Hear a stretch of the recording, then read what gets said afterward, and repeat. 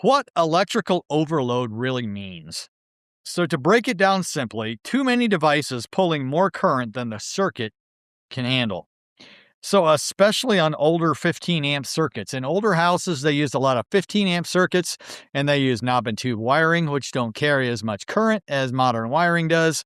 And so you can quickly overload a circuit. Now, in theory, that breaker should trip and stop any potential problem.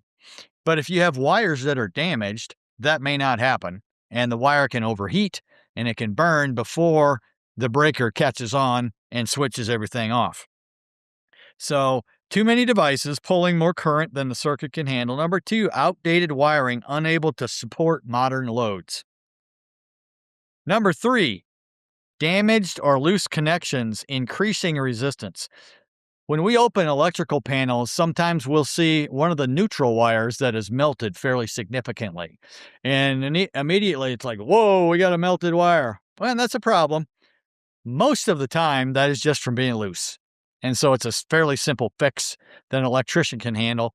Not always, but in general, that's what it is because it gets loose and that creates more resistance, which creates more heat than we want on that wire.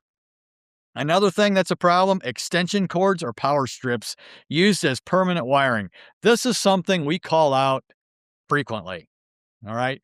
Your garage door opener, it shouldn't be plugged in with an extension cord. There should be an overhead one right near the opener to use the plug that comes with the opener. And if you have an older house and maybe you only have one outlet per room and the modern needs are greater than what they were when that home was built. So now we have to run extension cords to reach everything that we want reached. Extension cords are never designed to be used permanently. You might get away with it for a while, but it's not designed to be used permanently.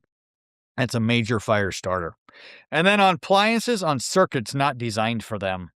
Space heaters, microwaves, portable AC units, and hair dryers. Those all take a lot of current.